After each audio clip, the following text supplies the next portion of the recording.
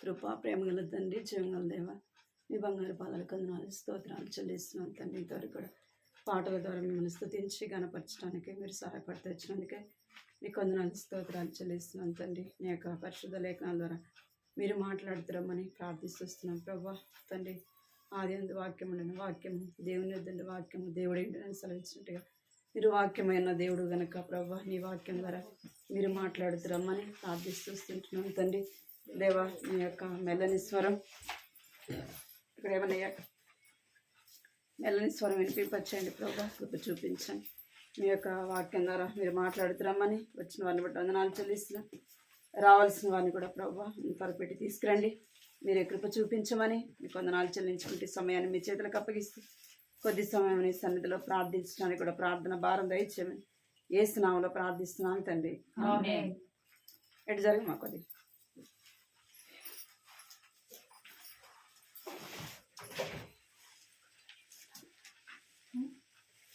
వాక్యం చదువుకున్నాను.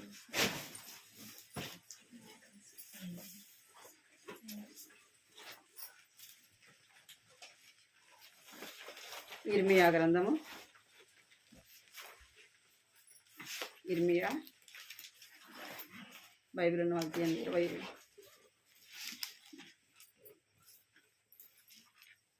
19వ అధ్యాయము, 9వ అధ్యాయం 20వ వచనం. ఇర్మియా 9వ అధ్యాయము 20వ వచనం చదువుదాము. 17వ వచనం కూడా చదువుదాము. 17వ వచనం కూడా. సైన్యములకు అధిపతియగు యెహోవా ఇలాగు సెలవిచ్చున్నాడు, ఆలకించుడి, రోదన చేయు స్త్రీలను కనుగొనుడి. చాలు. ఇక్కడ 20-21 వచనం కూడా చదువుదాం. స్త్రీలారా, యెహోవా మాట వినుడి, చెవియొగ్గి ఆయన మాట ఆలకించుడి. మీ కుమార్తెలకు రోదన చేయ నేర్పుడి, నేర్పుడి, ఒకరినొకరు అంగలార్పుడి నేర్చుడి. చాలు. ఇక్కడ 17వ వచనంలో రాయబడింది ఏంటంటే ఏం చేయాలంట? సైన్యములకు అధిపతి యెహోవా ఇలాగు సెలవిచ్చును, ఆలకించుడి, రోదన చేయు స్త్రీలను కనుగొనుడి. ఏం చేయాలంట? రోదన అంటే ఈ లోకంలో దాన్ని ఏమంటారు? దుఃఖము అంటారు కదా. రోదన అంటే దుఃఖము, బాధ, వేదన, దాన్ని ఏమంటారు? రోదన అంటారు. మనము దేవుని బిడలముగా రోదన అంటే ప్రార్థనా జీవితం. ఏ జీవితం అది? ప్రార్థనా జీవితం. ఎప్పుడు దుఃఖం వస్తుంది, ఎప్పుడు బాధ వస్తుంది అంటే కష్టం వచ్చినప్పుడు బాధ కదా, వేదన వచ్చినప్పుడు బాధ, జరగరానిది జరిగినప్పుడు బాధ కదా, జరగరానిది జరిగినప్పుడు బాధ. ఇక్కడ ఏం చేయమంటున్నాడంటే రోదన చేయుడి. ఎవరు చేయాలా, ఎవరి కొరకు చేయాలా అనేది చూద్దాం. ఇక్కడ రోదన చేయమంటున్నాడు. ఎవరి కొరకు అంటే ఆడపిల్లలకు పెళ్ళైన తర్వాత ఎవరు ప్రాముఖ్యం? నేను చెప్పింది ఇంకా మ్యారేజ్ కాలే చెప్పింది. ఎవరంట? మ్యారేజ్ అయిన తర్వాత పుట్టింటిలో ఉన్నప్పుడు ఎవరు ప్రాముఖ్యము? ప్రాణానికి ప్రాణం ఎవరు? తల్లి, తండ్రి కదా. మ్యారేజ్ అయిపోయిన తర్వాత అంటే అన్నిటికీ ప్రాముఖ్యమైన వాడు భర్త. అందుకే ఎవరిని ఎక్కువగా ప్రేమిస్తారు అంటే భర్తనే. ఎందుకు అంటే తన జీవిత కాలము తనతో పాటు ఉండేది ఎవరు? భర్త కదా. ఎలాంటి వాడైనా కానీ ఎవరు ప్రాముఖ్యము? భర్త. ఎందుకు అంటే జీవితాంతము తనతో పాటు ఉండేది తన భర్త.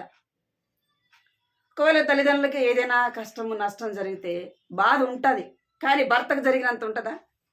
మ్యారేజ్ అయిన తర్వాత ఉండదు. ఎవరికి ఎక్కువ ఏదైనా బాధ జరిగితే, ఏదైనా కష్టం వస్తే, భర్తకి ఏదైనా జరిగితే ఏం చేస్తారు? ఎంత రోధిస్తారో. అర్థమైందా మీకు? అందుకే చూద్దాం. యోవేలు గ్రంథం 1వ అధ్యాయం 8వ వచనం చూడండి. ఏవేలు గ్రంథము 1వ అధ్యాయం 8వ వచనం. పోయిన యవ్వనురాలు గోనెపట్ట కట్టుకొని అంగలార్చినట్లు నీవు అంగలార్చుము. చాలు. ఇక్కడ చెప్పబడింది, పెనిమిట్టిపోయిన యవనస్తురాలు గోనె పట్ట కట్టుకొని అంగలార్చినట్టు నీవు అంగలార్చము. ఎవరంటే యవన కాలంలో భర్తను పోగొట్టుకున్న వారిని మనం చూస్తే వారిని ఆదరించగలమా? తల్లిదండ్రులు ఆదరించగలరా? ఎవరు కూడా వారిని ఆదరించలేరు. ఎందుకంటే అంత దుఃఖము, అంత బాధ. ఎందుకు? అందరు ఉండారు కదా, అమ్మ ఉంది కదా, నాయన ఉండాడు, అన్నదమ్ముడు, అక్క, అందరు ఉండొచ్చు. కానీ ఎవరు ఉండాలా? పెళ్ళైన తర్వాత భర్త అనేది ఉండాల. ఎలాంటి వాడైనా కానీ భర్తతో సమానము ఎవరు కూడా రారు. అందుకే ఏం చేస్తారంటే ఎంతో దుఃఖము, వారి బాధ వారు మనం చెప్పడానికి వీలు కాదు. ఇది ఆత్మీయంగా మనము ఈ మాటని అర్థం చేసుకోవాలా. నేను ఇది చదివినప్పుడు నాకు అనిపించింది, ఈ మాట ఎట్లా చెప్పాలా అని. నాకు అర్థమైంది ఏంటంటే, మనం ఆత్మీయంగా ఆ మాటను ఏం చేయాలా? అర్థము చేసుకోవాలి. ఎట్లా అంటే, మనం దేవుణ్ణి నమ్మినాము, మన భర్త దేవుణ్ణి నమ్మలే. ఆ మాట కూడా చూడండి, కొరింథీ రాసిన పత్రికలో ఉంటుంది చూడండి. 1 కొరింథీ 7వ అధ్యాయము 13వ వచనం. 7వ అధ్యాయం 13వ వచనం చదవండి. మరియు ఏ స్త్రీకైనను అవిశ్వాసి అయిన భర్త ఉండి ఆమెతో కాపురం చెయ్య ఇష్టపడిన ఎడల ఆమె అతని పరిత్యజింపకూడదు. 15వ వచనం లక్ష్మి. అయితే అవిశ్వాసి అయిన వాడు ఎడబాయవచ్చును. అట్టి సందర్భములలో సహోదరికైనను నిర్బంధకు లేదు. సమాధానముగా ఉండుటకు దేవుడు మనలను పిలిచి ఉన్నాడు. 14వ వచనం కూడా, అవిశ్వాసైన భర్త భార్యను బట్టి పరిశుద్ధపరచబడును. ఇక్కడ భార్య దేవుణ్ణి నమ్మింది, భర్త దేవుణ్ణి నమ్మలేదు, అవిశ్వాసిగా ఉన్నాడు. మనం ఎప్పుడు ఏడుస్తాము, ఎప్పుడు బాధపడతామంటే అంతా అయిపోయినాక ఏడుస్తాం కదా. ఏం చేస్తాం? ఏదన్నా జరిగినప్పుడు దుఃఖము, బాధ వస్తుంది. నువ్వు దేవుని నమ్మిన బిడ్డగా నువ్వు ఎప్పుడు బాధపడాలి, నువ్వు ఎప్పుడు ఏడ్చాలి, ఎప్పుడు నువ్వు రోధించాలి అంటే జరిగిపోయినాక కాదు. ఎప్పుడు? అంతా అయిపోయినాక కాదు. అయిపోయినాక నువ్వు ఏడ్చాల్సిన అవసరం లేదు. ఎందుకు ఏడుస్తావు అంటే సమాజం చూస్తుంది కాబట్టి ఏడుస్తావు. గుర్తుపెట్టుకోండి. ఎవరు ఏడ్చినారంటే, ఇక్కడ 1 సమూయేలులో ఒక స్త్రీ ఏడ్చింది చూడండి. 1 సమూయేలు 4వ అధ్యాయం 19వ వచనం. 4వ అధ్యాయం 1 సమూయేలు. ఫినెహాసు భార్యకు అప్పటికి గర్భం కలిగి కనుప్రదులై ఉండగా దేవుని యొక్క మనసము పట్టబడిననియు తన మామయ్యు తన పెనిమిటియు చనిపోయిరని ఆమె విని నొప్పులు తగిలి మోకాల మీదికి కుంగి ప్రసవమాయను. ఆమె మృతి నొందుచుండగా దగ్గర నిలిచి ఉన్న స్త్రీలు ఆమెతో, భయపడవద్దు, కుమారుని కంటివని గాని ఆమె ప్రత్యుత్తరం ఇయ్యకయు లక్ష్య పెట్టకయు నుండినదై దేవుని మందసము పట్టబడినదని సంగతిని, తన మామయు పెన్మిటియు చనిపోయిన సంగతిని తెలుసుకొని ప్రభావం ఇశ్రాయేలీలలో నుండి పోయేనని చెప్పి తన బిడ్డకు కాబోదు అను పేరు పెట్టాను. ఈ కాబోదు అను పేరు పెట్టాను. చాలు. ఇక్కడ ఏలి యొక్క కోడలు ఏం చేస్తుందంటే, తన భర్త ఉన్నప్పుడు ఇష్టానుసారంగా తిరుగుతున్నప్పుడు ఏలి కుమారులు ఎలాగుంటూ వచ్చారంటే, దేవుని మందిరంలో ఉన్నప్పటికీ ఇష్టానుసారమైన జీవితం జీవించినారు. దేవుని భయం లేకుండా నడుచుకుంటూ వచ్చినారు. ఆమెకు తెలిసిండదా? ఇప్పుడు భర్త ఎలాగుంటున్నాడు, భర్త ఎలాగ నడుచుకుంటున్నాడు, ఏం చేస్తున్నాడు అని భార్యలకు తెలియదా? తెలుసు. అప్పుడు ఏం చేశారు? వదిలిపెడతారు. ఎటన్నా పోని కదా, తిరగని తాగని ఎటన్నా పోని అని ఏం చేస్తారు? తెచ్చి పెడుతున్నాడు, తింటాం, వండుకుంటాం, కమ్మగుంటాం. అంతే కదా? అంతేనా చేసేది? ఇక్కడ ఏం చేస్తుందంటే, తన భర్త బ్రతికున్నప్పుడు, అయ్యా మరి నువ్వు ఎందుకు ఇట్లా చేస్తున్నావు, దేవుని మందిరంలో తప్పు కదా అని చెప్పిండాల. ఒకవేళ చెప్తే వినకపోతే ఏం చేయాలా? ప్రార్థన చేసి ఉండాలి. భర్త కొరకై అంగలార్చి ఉండాలి. ఎందుకు? ఆమెకు దేవుడి గురించి తెలీదా? ఏలి కోడలికి తెలుసు. కానీ ఆమె అప్పుడు చెప్పిందో లేదో మనకు తెలియదు కానీ, అప్పుడు ఏడ్చిందో లేదో మనకు తెలియదు కానీ, ఇప్పుడు ఎప్పుడు ఏడుస్తుంది? భర్త చనిపోయినాడు, మామ చనిపోయినాడు, దేవుని మందసం ఏమైపోయింది? శత్రువుల చేతిలో పట్టబడింది. అప్పుడు ఏడుస్తూ ఉంది. మనం కూడా ఏం చేస్తామంటే నష్టం జరిగినాక బాధపడతాం, జరగరానిది జరిగినాక ఏడుస్తాం. బైబిల్ ఏం చెప్తుందంటే, యవనురాలు తన భర్తను పోగొట్టుకుంటే ఎలాగైతే గోనె పట్టు కట్టుకొని ఏడుస్తుందో, నువ్వు ఎప్పుడు ఏడవాలా అంటే నీ భర్త బ్రతికి ఉన్నప్పుడు ఏం చేయాలా? దేవుని సన్నిధిలో రోధించాలా. ఎందుకు అంటే నీ భర్తకు రక్షణ లేదు, నువ్వు రక్షణ పొందినావు. ఏదైనా జరగరాని జరిగితే ఏడికి పోతాడు? దేవుని నమ్మకపోతే నిత్య నరకానికి పోతాడు. కాబట్టి నువ్వు దేవుని నమ్మిన దానివి, నువ్వు దేవునికి తెలుసు. కాబట్టి ఏదైనా జరిగితే, ఏదైనా యాక్సిడెంట్ అయినా, ఏదైనా అయితే ఏం చేస్తాం? ఎంతో బాధపడతాం, ఎంతో ఏడుస్తాం. ఏదైనా వచ్చిన, ఏదైనా బలహీనత వచ్చినా, ఏదైనా జరిగినప్పుడు ఎంతో ఏడుస్తాం కదా. అన్నం నీళ్ళు లేకుండా ఏం చేస్తాం?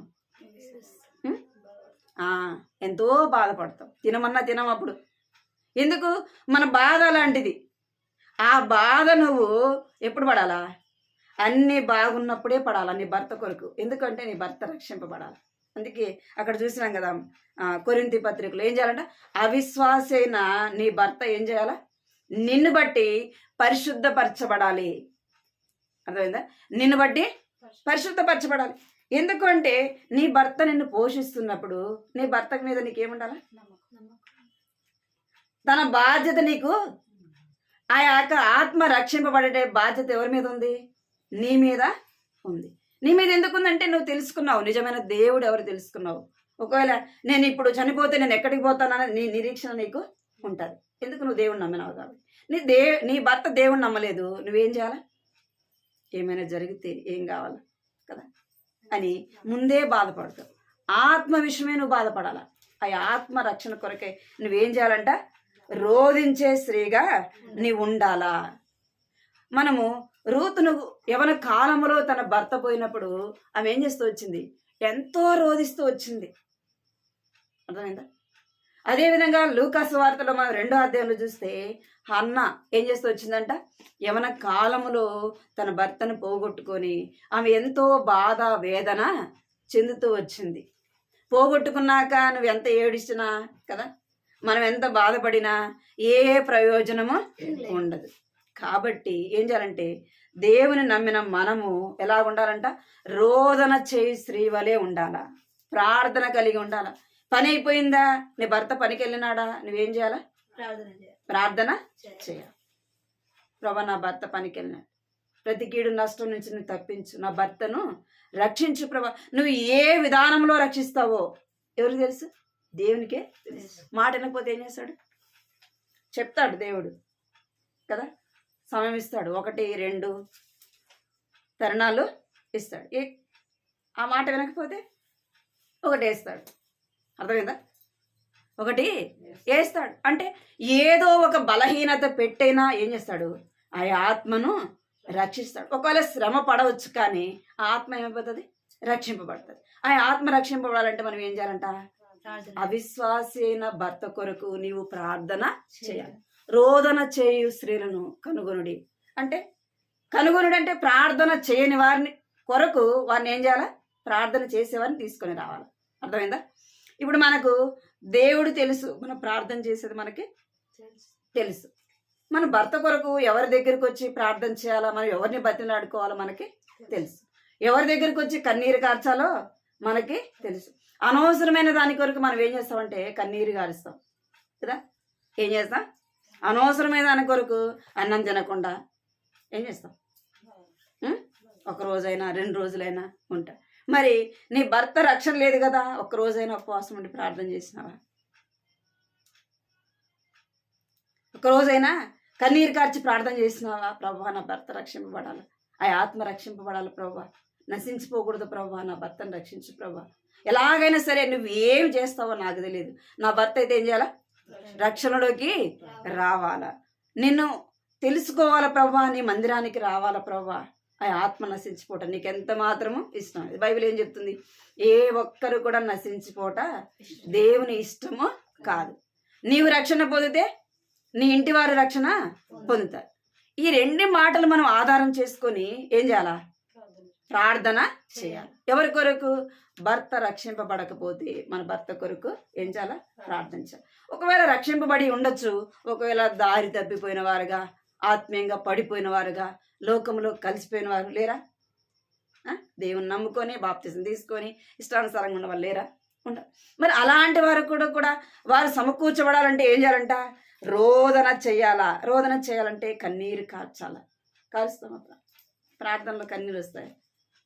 కుటుంబ రక్షణ కొరకే దుఃఖంతో ప్రార్థన చేస్తామా? ఉపవాసం ఉండి ప్రార్థన చేసినామా? అంటే మనము ఉపవాసం ఉండి ఏదైనా జరిగితే ఏం చేస్తాం? 1 రోజైనా 2 రోజులైనా ఏం చేస్తాం? అన్నం తినం, నీళ్ళు తాగం కదా, సరిగా నిద్రపోం. దాని గురించే బాధపడుతుంటావు. అదేదో నువ్వు ఇప్పుడే పడాలి. ఆ దుఃఖము, ఆ బాధ, ఆ వేదన ఇప్పుడే నువ్వు పడాలా.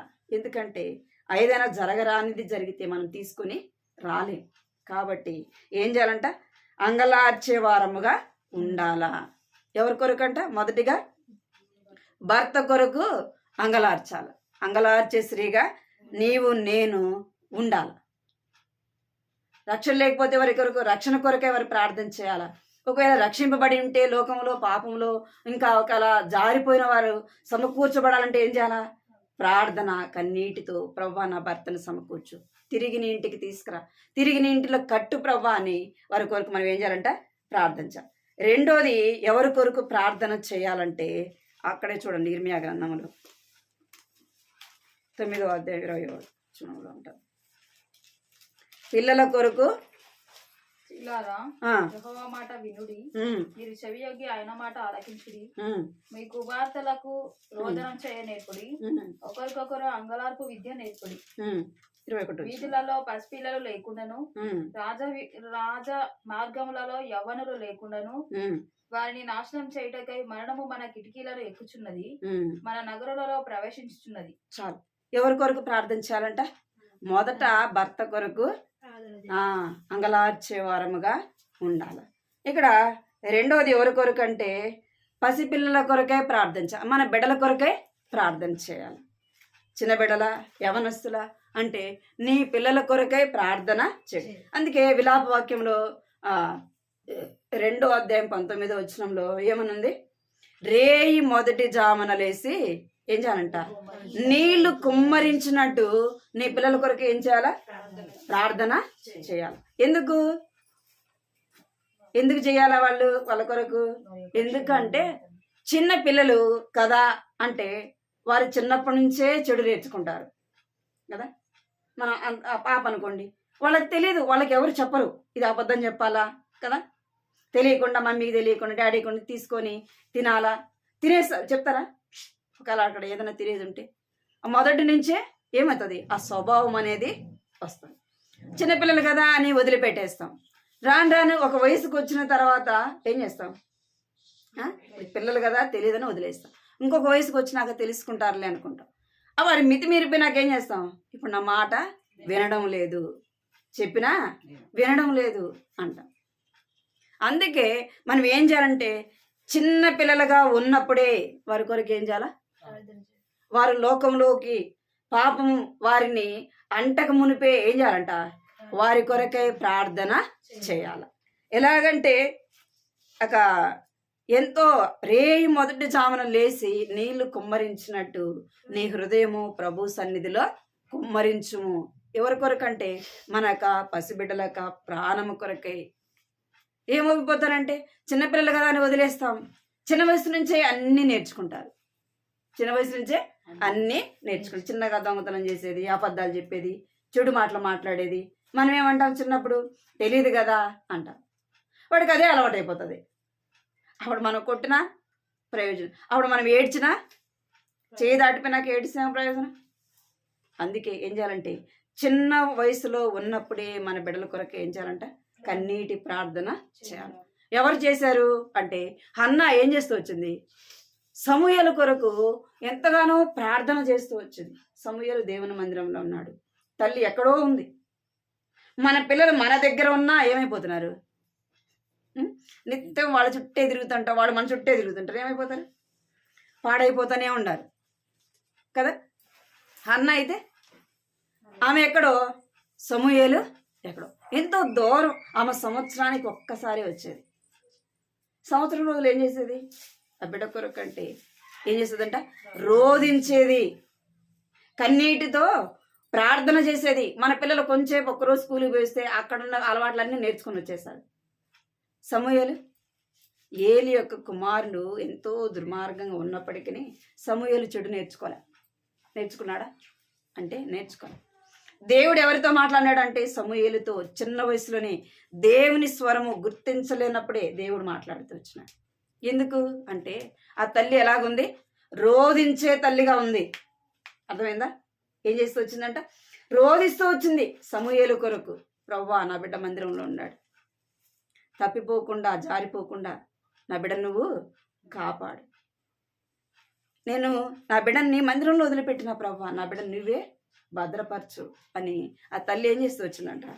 రోదనతో ప్రార్థన చేస్తూ వచ్చింది. ఇలాగ ప్రార్థన మన బిడ్డల కొరకే మనం చేయాలంటే, మన బిడ్డ ఏదైనా జరగరానిది జరిగి ప్రాణం పోతే మనం ఎంతగా ఏడుస్తాం? ఎవరైనా సాధించగలరా?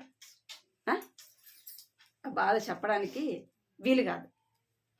ఈ మధ్యనే సేవకుడు అంటే మన ఫెలోషిప్ కాదు కానీ వాళ్ళు ఇద్దరు పిల్లలు కూడా చనిపోయారు. అంటే ఎంత పిల్లలు? 10th ఇంటర్ అట్లా ఉంటారు పిల్లలు, మగ పిల్లలు. ఇద్దరు కొడుకులు, ఇద్దరు ఒకసారి చనిపోయినారు. ఫ్రెండ్స్ కోసము ఎక్కడికో పోయి ఏం చేశారంటే సముద్రంలో ఈత అడిపోయి దాంట్లోకి బీచ్కి ఇద్దరు చనిపోయినారు. ఎట్లుంటుంది చెప్పండి వాళ్ళ దుఃఖం? ఎవరన్నా ఆదరించగలరా వాళ్ళని? ఎవరు ఆదరించలేదు సాధ్యమవుతుంది? వాళ్ళు దేవుని సేవకులు.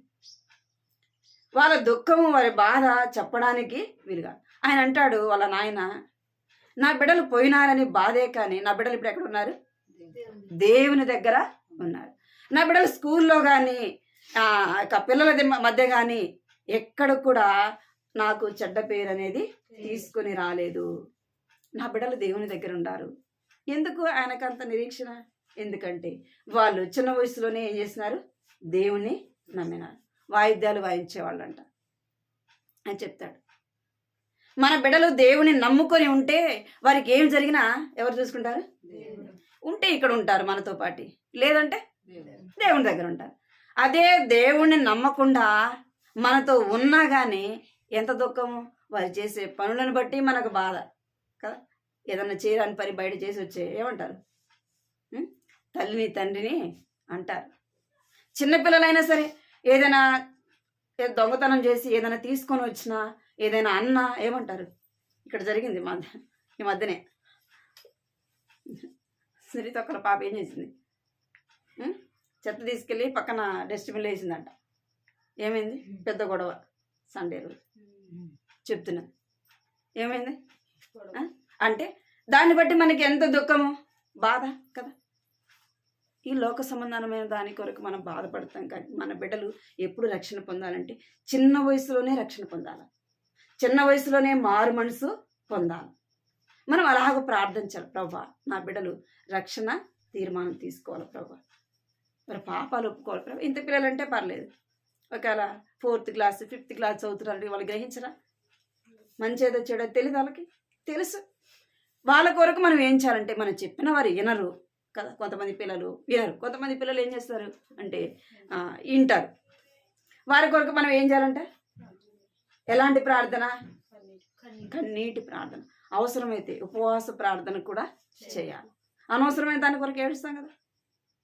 మరి దీని కొరకు ఏం చేయాలంటే ఆ బిడ్డ రక్షింపబడడానికి నువ్వు కన్నీటితో ఉపవాసం ఉండి ఏం చేయాలి? ప్రార్థన చేయాలి. ఎందుకంటే వారు నశించిపోయినా మనకే బాధ, ఏదైనా జరిగినా మనకే బాధ, చెడ్డ పేరు తెచ్చినా మనకే బాధ. నువ్వు నెమ్మదిగా ఉండాలి అంటే, నీ బిడ్డలను బట్టి నువ్వు సంతోషంగా ఉండాలంటే ఏం చేయాలా? వారి కొరకు ప్రార్థన చేయాలి, రోదన చెయ్యాలా, రోదన చేసే వారముగా ఉండాలా. చూడండి ఇర్మియా గ్రంథము 6వ అధ్యాయం 26వ వచనం. నా జనమా 6:26 నా జనమా పాడు చేయువాడు హఠాత్తుగా మా మీదికి వచ్చుచున్నాడు. గోనెపట్ట కట్టుకొని బూడిద చల్లుకొనుము. ఏక కుమారుని గూర్చి దుఃఖించినట్లు దుఃఖం స్వల్పము. చాలు. ఎవరు ఏమంట? పాడు చేయవాడు ఏం చేస్తున్నాడంట? వస్తున్నాడు. పిల్లల్ని ఎవరు పాడు చేసేది? సాతాను ఏం చేస్తాడు? చిన్న వయసులోనే నేర్పిస్తాడు. దొంగతనం చేసేది కదా, అబద్ధాలు చెప్పేది, చెడు మాటలు వాళ్ళకి తెలియని వయసులోనే నేర్పిస్తాడు. వాడి పని అది. పాడు చేయాలనే సాతాను ఏం చేస్తాడంట? పొంచుకొని ఉంటాడు. కాబట్టి ఏం చేయాలంట? వాడు త్వరగా వస్తున్నాడు. అందుకే మన బిడ్డల కొరకు ఏం చేయాలంటే ప్రార్థన చేయాలి. ఒకరు చేశారు చూడండి, దావీదు రాజు చేస్తూ వచ్చాడు చూడండి. మొదటి సమూయేలు అనుకుంటా, 2 సమూయేలు 18వ అధ్యాయం, 12వ అధ్యాయం 17వ వచ్చింది. 2 సమూయేలు 12వ అధ్యాయము 17వ వచనం. 7వ దినమున 17 దావీదు ఉపవాసం ఉండి లోపలికి పోయి రాత్రి అంతయు నేలపడి ఉండి బిడ్డ కొరకు దేవుని బతిమాలగా ఇంటిలో ఎన్నికే అయిన వారు లేచి అతని నేల నుండి లేవనెచ్చుటకు వచ్చిరు గాని అతడు సమ్మతింపక వారితో కూడా భోజనం చేయక ఉండేది. చాలు. ఇక్కడ దావీదు పాపము చేసిన తర్వాత బెత్షెబాకు పుట్టిన కుమారుడు. ఎన్ని సంవత్సరాలు అంటే పసిబిడ్డ. దేవుడు ముందే చెప్పినాడు, నువ్వు తప్పు చేసినావు కాబట్టి ఆ శిక్ష ఎవరి మీద పడింది? ఈ బిడ్డ మీద పడింది. ఆ బిడ్డ చచ్చిపోతాడని చెప్పంగానే దావీదుకి భయం పుట్టింది. భయం పుట్టి ఏం చేస్తున్నాడంటే ఉపవాసం ఉండి ప్రార్థన చేస్తున్నాడు. ఆ బిడ్డను రక్షించు ప్రభువా, రక్షించు, కాపాడు కాపాడని. ఒకటి. రెండోది ఏంటంటే దావీదుకి 3 భార్య, అలా వాళ్ళ కుమారులు ఉన్నారు. ఎవరంటే అమ్నోను ఉన్నాడు, అబ్షాలోము కూడా ఉన్నాడు. వాళ్ళు ఎలాంటి వారు? దుర్మార్గంగా నడుచుకుంటూ వచ్చినారు. వారు ఎవరంటే యవనస్తులు. వారి కొరకే ఏడ్చలే. వాళ్ళు దుర్మార్గంగా నడుచుకుంటున్నారు. దావీదు మీదకి వ్యతిరేకంగా సైన్యాన్ని లేపుతున్నారు. తెలుసు దావీదుకి. ఏం చేయలే? వాళ్ళ కొరకు ఏడ్చలే. వాళ్ళ కొరకు ఏడ్చకుండా ఎవరి కోసం ఏడుస్తున్నాడు? పసిబిడ్డ కొరకు ఏడుస్తున్నాడు. అర్థమైందా మీకు? ఇది ఏం అర్థం చేసుకోవాలంటే అనవసరమైన దాని కొరకు మనం ఏడుస్తాం. అర్థమైందా మీకు? అనవసరమైన దాని కొరకు ఏడుస్తాం. అప్పుడే పుట్టిన బిడ్డ చచ్చిపోతే ఏడుస్తాం కదా. పెద్ద యవనస్తులుగా ఉండి వాళ్ళ లోకంలో పాపంలో ఇష్టానుసారంగా తిరుగుతుంటే వాళ్ళని పట్టించుకో. దావీదు ఏం చేసినాడు? అదే చేసినాడు. అబ్షాలోము ఉన్నాడు, అమ్నోను ఉన్నాడు. దుర్మార్గంగా నడుచుకున్నప్పటికీ వారి గురించి ఏం చేయలే? ఏడ్చలే. ఎప్పుడు ఏడుస్తున్నాడంటే అబ్షాలోము చచ్చిపోయినాకే ఏడుస్తున్నాడు. చూడండి ఆ మాట కూడా. 2 సమూయేలు 18వ అధ్యాయం 33వ వచనం. 18. కలకపడి గుమ్మమునకు పైగానున్న గదికి ఎక్కిపోయి ఏడ్చుచు సంచరించుచు నా కుమారుడా అబ్షాలోమా, నా కుమారుడా అబ్షాలోమా అని కేకలు వేయచ్చు. అయ్యో నా కుమారుడా, నీకు బదులుగా నేను చనిపోయిన ఎడల ఎంత బాగుండును. నా కుమారుడా అబ్షాలోమా, నా కుమారుడా అబ్షాలోమా అని ఏడ్చుచు వచ్చెను. చాలు. ఏం చేస్తున్నాడట? నీ బదులు నేను చచ్చిపోయినా బాగుండేది కదా, నువ్వు ఉంటే ఇంకా ఏం చేసిండేవాడు? ఈ రాజ్యాన్ని దేవుని ప్రజలైన వారిని చెడగొట్టిండేవాడు కదా అని ఏం చేస్తున్నాడు? అంటే తల్లిదండ్రుల ప్రేమ ఎంత దుర్మార్గులైనా ఎవరి మీద ఉంటుంది? బిడ్డల మీద ఉంటుంది, కాదంటలేదు. కానీ వారి చెయ్యి దాటిపోయేంత వరకు ఉంచుకోకూడదు. అర్థమైందా? వారి చెయ్యి దాటిపోక మునిపే నువ్వు చేయాల్సింది చేయాల. పిల్లలుగా ఉన్నప్పుడే వారు, ఇప్పుడు మనం కొడతాం, వారు మనల్ని కొట్టలేరు కదా. మనం వాళ్ళని ఒక మాట అంటే వాళ్ళు మనల్ని తిరిగి అనలేరు. ఒక వయసు వచ్చిందనుకో మనం ఏం అనలేరు కదా. అంటామా? 10th 9th 10th వచ్చినారనుకో ఏమైనా అనగలమా? వాళ్ళని ఏమనంటే వస్తారు. అప్పుడు ప్రాణం తీసుకుంటారు. అప్పుడు నువ్వేమనలేవు. నువ్వు తల్లివైనా తండ్రివైనా నువ్వు ఎన్ని తెచ్చిచ్చినా ఎన్ని చేసినా కానీ అప్పుడు నువ్వేం చేయలేవు. నువ్వు ఏడ్చాల్సింది అంతే. ఆ స్థాయి రాక మునిపే నువ్వు కొడితే మౌనంగా ఉండేటప్పుడు ఏం చేయాలా? వారిని ఒకేటి కొట్టేనా ఏం చేయాలా? అందుకే సామెతలో ఉంది, బెత్తము వాడాలి అని ఉంది. ఎందుకంటే వాడు సావాలని కాదు, వాడికి ఏదో బాధ కలగాలని కాదు. ఆ దెబ్బ అనేది వాడిని ఏం చేస్తుందంట? మంచి దారిలోకి నడిపిస్తుంది అని వాక్యము చెప్పబడింది. మనం అలారు ముద్దుగా పెంచుకుంటాం. అలారు ముద్దుగా పెంచుకొని తిరిగి చేయి దాటిపోయినాక ఏదన్నా వాడు చేయరాంది చేసినాడు అనుకో, మనం ఒక మాట అనగానే వాడికి ఏమొస్తుంది, అరే ఎప్పుడు అనలేదు కదా మా అమ్మ, మా నాన్న నన్ను ఎప్పుడు అనలేదు కదా, ఇప్పుడు నన్ను నేను బతకడం ఎందుకు, చచ్చిపోతా. అందుకే చిన్నప్పటి నుంచి ఏం చేయాలి, 4 పడతానే ఉండాలి. అప్పుడు వాళ్ళు ఏమవుతారంటే అలవాటు అయిపోతుంది. నేను తప్పు చేసా కాబట్టి మా అమ్మ అనింది, తప్పు చేసినాను కాబట్టి మా నాన్న అన్నాడు, తప్పు చేసినాడు కాబట్టి సార్ అన్నాడు, టీచర్ అనింది, పెద్దవాళ్ళు దండించినారు అంటే ఆ మైండ్ లేక వాళ్ళు వస్తారు. అర్థమైంది మీకు? చిన్నప్పటి నుంచి మనము వాళ్ళని భయం పెట్టుకుంటా వస్తే వారు దాన్ని ఏం చేస్తారంటే నేను ఏదో తప్పు చేసినాను కాబట్టి నన్ను అంటున్నారని ఆలోచన వాళ్ళకి వస్తుంది.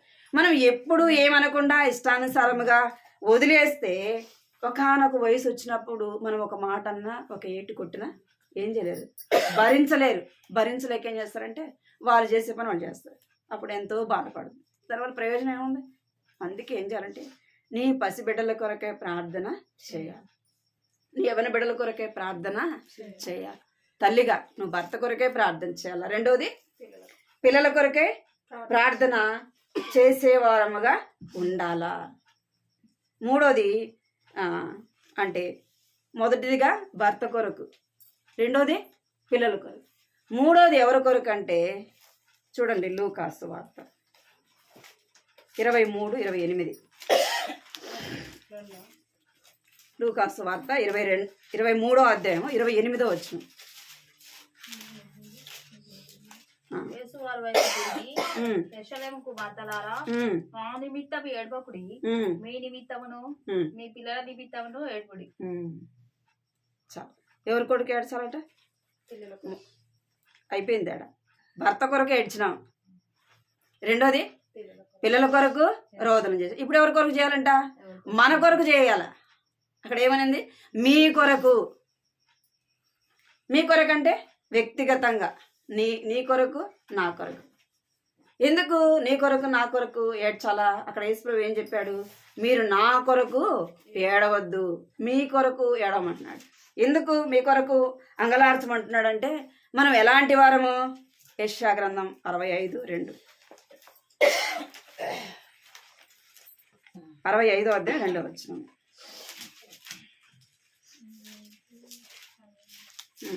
తమ ఆలోచనను అనుసరించి చెడు మార్గంలో నడుచుకుంటూ లోబడని ప్రజల వైపు దినమంతయు నా చేతులు చాపుచున్నాను. చాలు. ఇక్కడ ఎలాంటి వారా అంట? తమ ఆలోచనలను అనుసరించి చెడు మార్గములో నడుచుకొనుచు. మనం ఏం చేస్తున్నామంట అంటే మన ఆలోచన చొప్పున నడుచుకుంటాం. మనం ఒకరు చెప్తే వినం కదా, ఒకరు చెప్తే వినం, ఏం నాకు తెలీదా అంటాం. మన ఆలోచన కొన్నిసార్లు సరైనదిగా ఉండదు.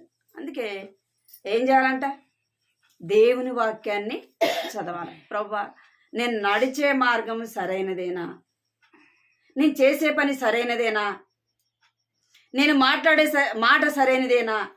నా ప్రవర్తన సరైనదేనా? ఏం చేస్తున్నాడంటే లోబడని ప్రజల వైపు దినమెల్లా నా చేతులు చాపుచున్నా. మనం చెడు మార్గంలో నడుస్తున్నామంట. తమ ఆలోచన చొప్పున మనం నడుచుకుంటూ చెడు మార్గంలో మనం ఏం చేస్తున్నాం? నడుచుకుంటున్నాం. ఇంకేం చేస్తున్నాం అంటే లోబడని ప్రజలముగా ఉంటున్నాం. అనేకసార్లు మనం లోబడం. ఏం చేయము? వాక్యానికి లోబడం, దేవునికి లోబడం. అనేకసార్లు మనం ఏం చేస్తామంటే నేను చెప్పిందే చెయ్యాలా, నేను చెప్పిందే వినాలా, నేను చెప్పినట్టే జరగాల. కుటుంబంలో సమస్య ఎందుకు వచ్చేది? అందుకే. ఎందుకు సమస్య వచ్చేది కుటుంబంలో? భర్త చెప్పింది భార్య వినదు. ఏం చేస్తాం? నేను చెప్పిందే నువ్వు వినాలా. కమ్ముకుంటారా? ఒక్కొక్కరు కమ్ముకుంటారు, బాబు ఎందుకులే సమస్య అని. ఒక్కొక్కరు ఏం చేస్తారు? నువ్వేంది చెప్పేది, నువ్వు చెప్పినట్టు నేను ఎందుకని. అక్కడే వచ్చేది. ఇక్కడ ఏమంటుందంటే లోబడని ప్రజలకు ఏమంట? శ్రమ.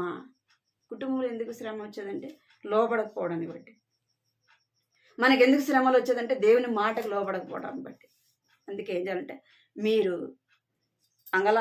ఎవరి కొరకు అంగలార్చాలంటే మన కొరకు మనం ప్రార్థన చేసుకోవాలి. మన కొరకు ప్రార్థన చేసుకో. మన కొరకు అంగలార్చాలి. ఎందుకు అంటే లోబడని ప్రజల కొరకు ఏం చేస్తున్నాడంటే దేవుడు దినమెల్లా అంటే చేతులు చాపుకొని ఉన్నాడు. అంటే మనం అలాగే ఉండమనా? దేవుడు చేతులు చాపే ఉన్నాడు కదా, ఎప్పుడైనా తీసుకుంటాడులే, నేను అవిధేయతగా జీవిస్తే, నేను నా ఇష్టానుసారంగా నడుచుకుంటే ఎప్పుడో ఒకసారి వస్తాలే అంటే ఒప్పుకుంటాడా? ఒప్పుకోడు. దాన్ని బట్టి ఏం చేస్తాడంట? తీర్పు తీరుస్తాడు. అందుకే ఎవరి కొరకు మనం అంగలార్చాలంటే మూడోదిగా మన కొరకు మనం అంగలార్చుకునే వారముగా ఉండాలి. మన ప్రవర్తన సరైనదిగా ఉందా లేదా అని చూసుకోవాలి. హగ్గయి గ్రంథం చూడండి. హగ్గయి 2వ అధ్యాయం 6-7 వచనాలు. హగ్గయి 2:6-7.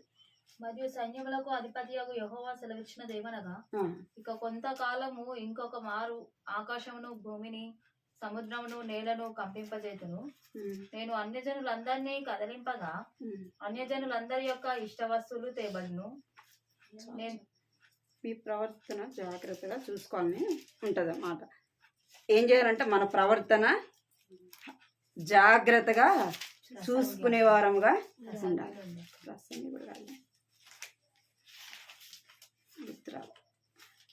మన యొక్క ప్రవర్తన సరైనదిగా ఉండాలా. ప్రసంగి గ్రంథంలో కూడా ఆ మాట ఉంది. మనం ఏం చేయాలంట?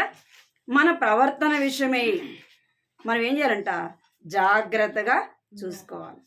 ఇంకేం చేయాలంటే మన ప్రవర్తన విషయమై మనము ఏడ్చుకునేది అంగలార్చే వారముగా ఉండాలి. ప్రభు, అనేక సార్లు నా మాటలను బట్టి ఇతరులను దుఃఖపెట్టాను ప్రభు. ఏం చేశాను? నా మాటలను బట్టి ఇతరులను దుఃఖపెట్టాను ప్రభు. అనేక సార్లు నా మాటలను బట్టి నీకు, నా ప్రవర్తన బట్టి నీకు అవిధేయత చూపించాను ప్రభు. నా ఆలోచన చొప్పున నన్ను నడుచుకుంటూ వచ్చాను ప్రభు. నా ఇష్టానుసారంగా నేను నడుచుకుంటూ వచ్చాను ప్రభు అని ఏం చేయాలంట? అంగలార్చే వారముగా ఉండాలి. నా ప్రవర్తన సరైనదిగా ఉండటానికి నాకు సహాయము చేయి ప్రభు అని ప్రార్థన చేయాలి. మనము 1:7 కాగా సైన్యములకు అధిపతియగు యెహోవా సెలవిచ్చినదేమనగా, మీ ప్రవర్తనను గూర్చి ఆలోచించుకొనుడి. పర్వతములెక్కి అదే 6:6 కూడా చూడండి. అదే 1వ అధ్యాయం 6వ వచనం చూడు. 6-7. కాబట్టి సైన్యములకు అధిపతి 6వ వచనం మీరు విస్తారంగా విత్తినను. ఏది? హగ్గయి 1:6 అక్క. మీ ప్రవర్తన గురించి ఆలోచించుకొనుడి. మీరు విస్తారంగా విత్తినను, మీకు కొంచెమే పండెను. చాలు. ఇక్కడ అది 5వ వచనంలోకి వస్తుంది. మీ ప్రవర్తన గురించి ఆలోచించుకొనుడి. కాగా సైన్యములకు అధిపతి యెహోవా ఇలాగ సెలవిచ్చు, మీ ప్రవర్తన గూర్చి ఆలోచించుకుని. అక్కడ 2 మాటలు రాయబడుతుంది. మీ ప్రవర్తన విషయమై ఆలోచించుకున్నది అంటే మన ప్రవర్తన ఎలాగుందో మనకే తెలుసు, మన కుటుంబంలో ఉన్న వారికి తెలుసు, మనలను చూచేవారికి మనం ఎలాగ మాట్లాడుతున్నాం, ఎలాగ ప్రవర్తిస్తున్నాం, మన ప్రవర్తన ఎలాగుంది అన్నది తెలిసిపోతుంది. అందుకే మన ప్రవర్తన విషయమే జాగ్రత్తగా ఉండాలా. మన విషయమే మొదట మనం ఏం చేయాలంట? అంగలార్చుకునే వారముగా ఉండాలి. మొదట మన దేవుని నమ్మిన బిడ్డలముగా ఉంటున్నాం కాబట్టి మన భర్తల కొరకే ప్రార్థించాలి. ఎందుకంటే వారు అవిశ్వాసులుగా ఉన్నారు. మన బాధ్యత వారు రక్షింపబడుట. ఎందుకంటే మనం దేవుణ్ణి తెలుసుకున్నాం కాబట్టి వారి కొరకు ప్రార్థన చేయాలి. 2వది మనక బిడ్డల విషయమే ప్రార్థన చేయాలి. దేవుడు మనకిచ్చిన బిడ్డల విషయం మనం ఒక దినం లెక్క చెప్పాలి. అందుకే అక్కడ నిర్గమాకాండంలో రాయబడి ఉంటుంది అన్నమాట. ఎవరి విషయమే లెక్క చెప్పాలంట?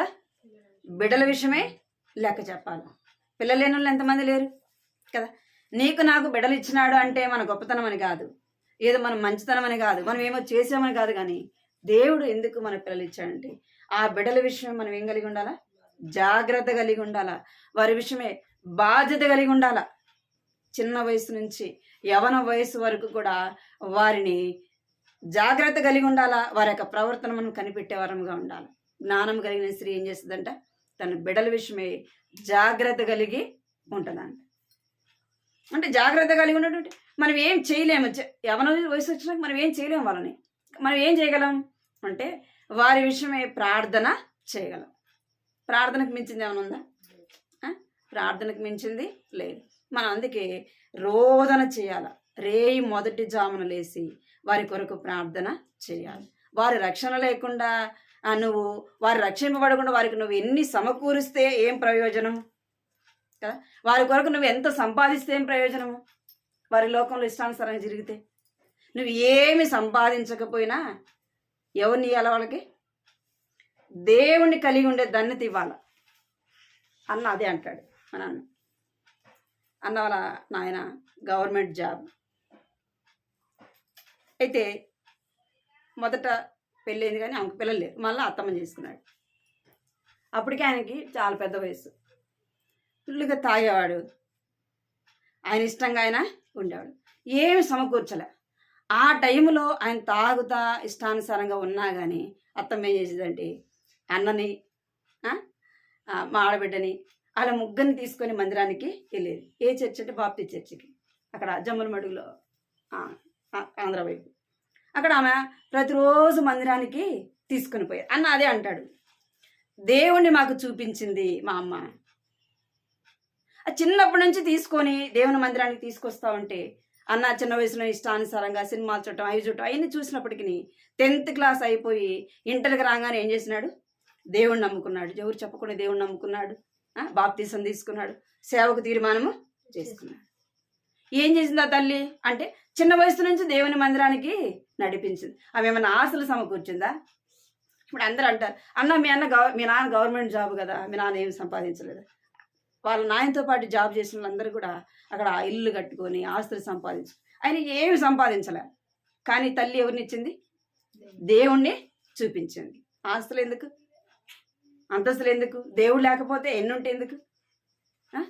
ముగ్గురు పిల్లలైనా కానీ ఎలాంటి వారంటే దేవుణ్ణి నమ్ముకున్నారు. అది చాలదా? ఎందుకు అట్లా? మనం ఏం చేయాలంటే మన బిడ్డలకి మనం ఏదో పద్దాక కష్టపడి వచ్చి ఏమో సమకూర్చి ఏమో సంపాదించి వారు రక్షణ పొందకుంటే ఎందుకు? అందుకే నువ్వు ఏమి సంపాదించకపోయినా వారికి ఏం చూపించాలా? దేవుణ్ణి చూపించాలి. దేవుణ్ణి చూపించాలంటే చిన్న వయసు నుంచి దేవుని మందిరానికి నడిపించాలి. ఒకానొక సమయం వస్తుంది, దేవుడు వారిని పట్టుకుంటాడు. దేవుని వాక్యం ద్వారా వారు పట్టబడతారు, వారు రక్షింపబడతారు. రెండోది ఎవరి కొరకంట? పిల్లల కొరకు ఏడ్చాలి. మూడోది మనం ఎవరి కొరకు ఏడ్చాలంట? మన కొరకు కూడా మనం ప్రార్థన చేసుకోవాలి. నేను బాగున్నాను కదా, నేను ప్రార్థన చేస్తున్నాను కదా అంటే సరిపోదు. నువ్వేం చేయాలి? మనం మనుషులం కదా, ఏదో విధంగా ఏమైపోతుంటే చచ్చిపోతూనే ఉంటాం. మాటలు లేదా ప్రవర్తనను బట్టి మనకు తెలియకుండానే మనం సమాజంలో లోకంలో ఉన్నాము కాబట్టి ఏమంటుకుంటుంది? పాపము అంటుకుంటుంది. మన కొరకు కూడా మనము ప్రార్థన చేస్తాం. మనం ప్రార్థన చేయకుండా మనం ప్రార్థన చేయం, కానీ మనం ఏం చేస్తాం?